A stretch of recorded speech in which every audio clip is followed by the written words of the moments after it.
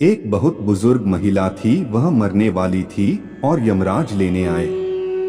बूढ़ी औरत ने यमराज से पूछा है, यमराज जी आप मुझे स्वर्ग ले जाएंगे या नरक? उस बुजुर्ग महिला की बात सुनकर यमराज बोले, दोनों में से कहीं नहीं।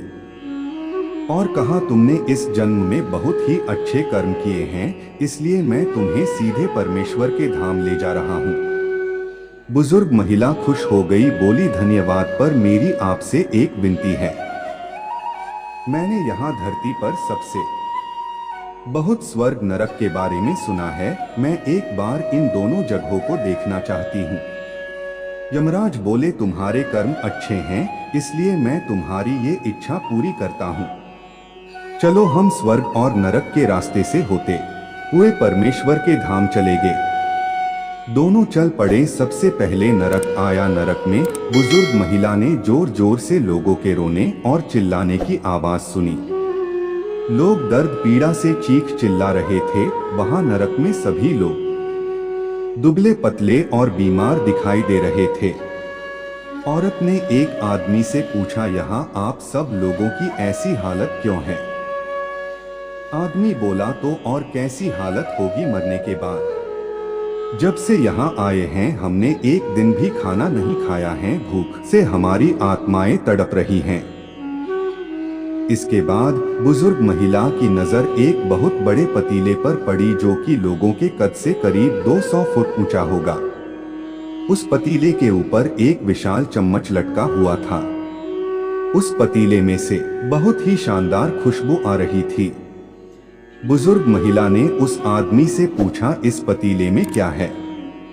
आदमी मायूस होकर बोला, ये पतीले बहुत ही स्वादिष्ट खीर से हर समय भरा रहता है। महिला ने हैरानी से पूछा, जब इसमें खीर है तो आप लोग पेट भर के ये खीर खाते क्यों नहीं? भूख से क्यों तड़प रहे हैं? आदमी रो रो कर बोलने लगा, कैसे खाए? ये पतीला लगभग 200 फीट ऊंचा है, हम में से कोई भी उस पतीले तक नहीं पहुंच पाता।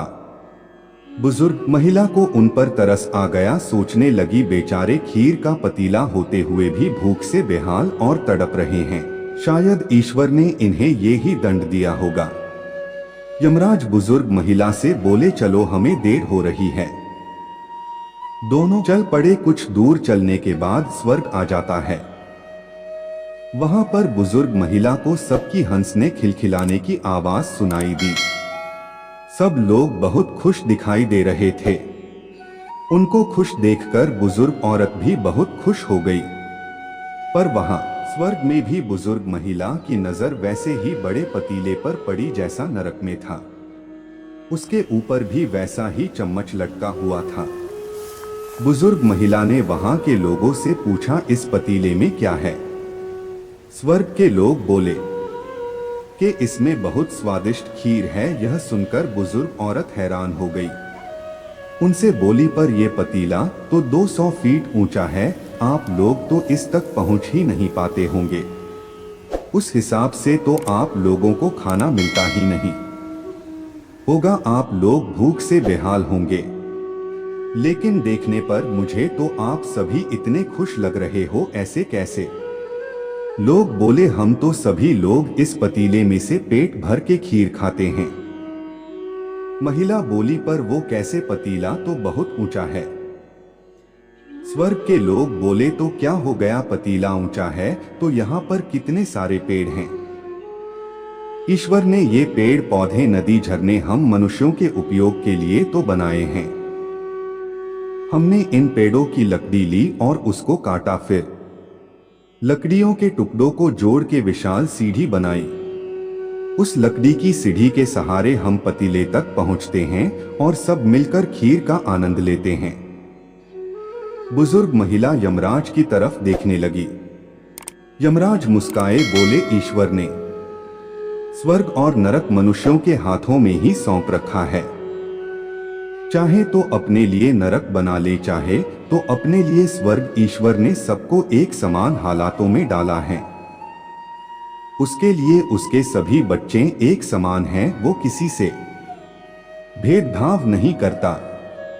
वहां नरक में भी पेड़ पौधे सब थे, पर वो लोग खुद ही आलसी हैं, उन्हें खीर हाथ में चाहिए।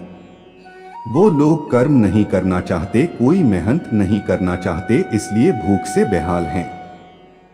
क्योंकि यही तो ईश्वर की बनाई इस दुनिया का नियम है। जो कर्म करेगा, मेहनत करेगा, उसी को मीठा फल खाने को मिलेगा। तो दोस्तों, गौतम बुद्ध के जीवन से ली गई इस कहानी से हमें यही सीख मिलती है कि स्वर्ग और नरक आपके हाथ में है। मेहनत करें, अच्छे कर्म करें और अपने जीवन को स्वर्ग बनाएं। मित्रों, अगर कहानी थोड़ा भी पसंद आई हो तो लाइक करें और कमेंट करके बताओ कि कहानी कैसी लगी। अगर आप चैनल पर नए हैं तो अपने कोमल और दयालु मन से सब्सक्राइब करें।